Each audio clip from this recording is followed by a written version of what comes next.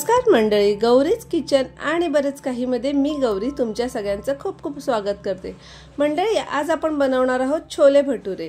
त्यासाठी सगळ्यात आधी मी एक पेला पाणी घेतलेला आहे, त्यात चहापत्ती टाकायची आहे। आपली जी चहापत्ती असते ती चांगली उघळून त्याचा अर्क काढून घ्यायचा आहे आणि त्यानंतर हे 8 ते 9 तास भिजवून ठेवलेले काबुली चणे आहेत ते घेतलेले आहेत। एक बटाटा घेतलेला आहे बारीक चिरून।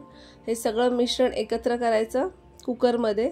त्यानंतर आपण जी चहा आहे ती गाळून घ्यायची आहे, त्यातलं पाणी गाळून घ्यायचं आहे आणि त्यानंतर आपल्याला लागेल तसं मीठ घ्यायचं आहे आणि एक 1/4 टीस्पून आपल्याला सोडा टाकायचा आहे, खाण्याचा सोडा, आणि गरम पाणी टाकून सगळं मिश्रण एकत्र करायचं आहे।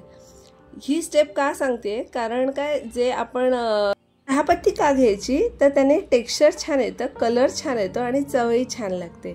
आणि कुकरच्या आपण 8 ते 9 शिट्या काढून घेणार आहोत। काबुली चणे शिजायला वेळ लागतो। आता ते शिजेपर्यंत एका साईडला 2 पेले मी मैदा घेतलेला आहे, पाव पेला रवा घेतलेला आहे बारीक रवा, आणि त्यात मीठ आणि सोडा आपण 1/4 टेबलस्पून सोडा टाकणार आहोत। मीठ चवीनुसार घातलेलं आहे। त्यानंतर दही घ्यायचं आहे। दही आपल्याला हळूहळू पीठ जसं मुरेल, म्हणजे पाणी न वापरता आपण फक्त दह्याचा वापर करणार आहोत।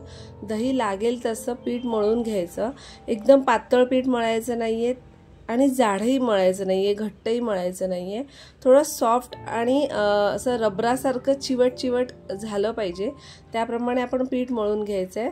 मी थोडं दही घालूनच पूर्ण पीठ मळून घेतलेलं आहे, अजिबात त्यात पाण्याचा वापर केलेला नाहीये। त्यामुळे हे पीठ असं मी एक टाइम लावते, म्हणजे एक 7 ते 8 मिनिटं मी पीठ कंटिन्यू मळते छान असं, आणि 8 मिनिटं तरी कंटिन्यू हे मळून घ्यायचं। त्याने पीठही छान स्मूथ होतं, स्पॉन्जी होतं आणि आपले भटुरे असतात ते छान फुलतात, सुंदरही लागतात। त्यामुळे ही स्टेप करा नक्की। आणि मग हे आपण पीठ असं त्याच्यावर एक जरासा तेलाचा हात फिरवून ते पीठ आपण 2 ते 3 तास आपण पीठ ठेवायचं आहे मुरत, त्यामुळे पीठ छान मुरतं। आणि त्यावर एक पांढरा कपडा घालायचा आहे, सुती कापड, पाण्यात भिजवून ते कापड त्याला गुंडाळून घ्यायचं आहे आणि त्यानंतर एका 2 ते 3 तास आपण बाजूला ठेवणार आहोत। आता आपल्या या साईडला छोले पण तिथे शिजले आहेत आणि कुकरही झालेला आहे। फोडणीसाठी मी 2 कांदे घेतलेले आहेत, 2 कांदे, 8 ते 10 लसूण पाकळ्या, 1 इंच आलं घेतलेलं आहे, 2 हिरव्या मिरच्या, हे सगळं वाटून घ्यायचं आहे। हे वाटून घेतल्यानंतर आपण टोमॅटोची पेस्ट करणार आहोत, टोमॅटोची प्युरी। त्यासाठी मी 2 टोमॅटो घेतलेले आहेत, मीडियम आकाराचे 2 टोमॅटो घेतलेले आहेत, त्याची प्युरी तयार केलेली आहे। आता फोडणीची तयारी करूयात। फोडणीसाठी मी 4 चमचे तेल घेतलेलं आहे, त्यानंतर त्यात 2 चमचे जिरं घातलेलं आहे, हिंग घातलंय चिमूटभर, कढीपत्ता घातलेला आहे, आणि त्यानंतर ही कांद्याची जी प्युरी आपण केलेली आहे कांदा लसूणची ती घालणार आहोत आणि ती चांगली परतवून घ्यायची आहे तेल सुटेपर्यंत। आणि त्यानंतर आपण त्यात टोमॅटोची प्युरी घालणार आहोत। हे सगळं मिश्रण चांगलं तेल सुटेपर्यंत छान परतवून घ्यायचं आणि व्यवस्थित त्याला शिजू द्यायचं। कांदा टोमॅटोला चांगलं शिजवून घ्यायचं व्यवस्थित आणि तेल सुटेपर्यंत करायचं। त्यानंतर आपण 1 चमचा हळद घालणार आहोत, 1.5 चमचा आपण धणे पावडर घालणार आहोत, 3 चमचे मी लाल तिखट घातलेलं आहे। 3 माझे छोटे चमचे आहेत, त्यामुळे तुम्ही एक नॉर्मल चमचा घेतला तर 1 चमचा लाल तिखट घाला। त्यानंतर छोले मसाला घातलेला आहे 2 चमचे, गरम मसाला अर्धा चमचा घातलेला आहे, आणि छोले जे आपले शिजलेले आहेत छान, त्याला कलर पण आलेला आहे असा काळसर, तर तेही आपण घालायचे आहेत आणि सगळं मिश्रण एकत्र करून एक 5 मिनिटं आपण असं शिजू द्यायचं आहे। कारण छोले आपले ऑलरेडी शिजलेले आहेत, पण तरीसुद्धा चांगलं त्या ग्रेव्हीमध्ये मिक्स झालं पाहिजे। तर तुमच्याकडे फ्रेश क्रीम असेल तर तुम्ही फ्रेश क्रीम घालू शकता, दुधाची साईही घालू शकता, छान लागतं। त्यानंतर कोथिंबीरीने सजवून घ्यायचं आहे।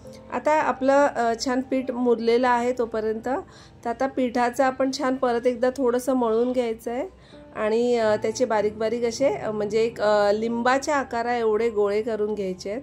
आता हे गोळे करताना आपल्याला हे असं फोल्ड करत करायचे आहेत, त्याने करून म्हणजे त्याला ती लेयर छान येते, टेक्स्चर छान येतं।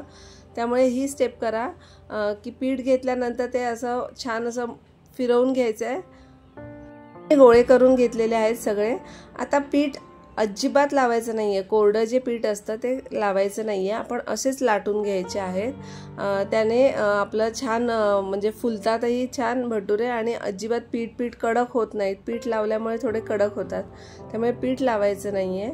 आणि अशी छान तुम्हाला जशा आकारात हवी आहेत तसे आकारात आपण करून घ्यायचे आहेत, लाटून घ्यायचे आहेत। आता कोमट असं थोडंसं तेल गरम, एकदम कडकडीत गरम करायचं नाही आहे, पण बेसिक गरम झाल्यानंतर त्यात आपण भटुरे सोडायचे आहेत आणि छान फुलून आपले भटुरे तयार आहेत। तर अशी ही आजची रेसिपी आहे छोले भटुऱ्याची। तर मी सगळेच भटुरे तयार करून घेते। तुम्हाला आजची ही रेसिपी कशी वाटली ते मला नक्की कमेंट्समध्ये सांगा आणि असेच माझे छान छान व्हिडिओज बघत राहा। त्याला सबस्क्राइब आणि फॉलो केलं नसेल तर सबस्क्राइब आणि फॉलो करा।